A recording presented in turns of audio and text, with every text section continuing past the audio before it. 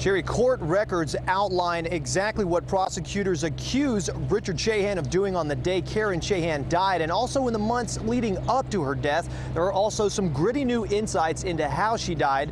Meanwhile, defense attorneys say they still haven't seen concrete evidence linking him to the crime.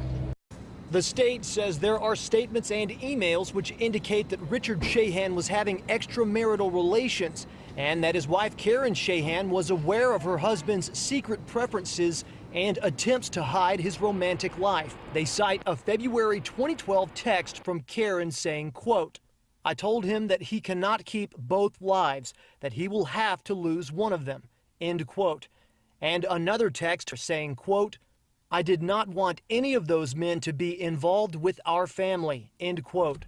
Prosecutors also say emails from Richard Shahan include references to Karen's death as an answer to his prayers. They cite a February 6th, 2012 email from Shahan saying, quote, "I'm in a legal marriage contract. There is not an acceptable way for me to dissolve that and continue with the things that are important to me. My job and children. There is only one way that I could become legally single, and I have to wait until God grants me that gift," end quote. It's pretty bizarre. It's something almost out of a movie. Defense attorneys say there was DNA evidence found on the victim that prosecutors did not mention in their responses. They are asking for more facts. Facts such as a footprint being found on the broken door to whoever broke into that house and killed. Facts such as that house had been broken into in the past, along with other houses in that. This case is going to be tried on fact, on proof, not on someone's sexual orientation, not on whether or not there was fidelity or infidelity in a marriage. Richard Shahan did not appear in court this morning. As far as we know, he may still be on the court-ordered monitoring, a condition of his bond, where he was staying at his mother's house locally.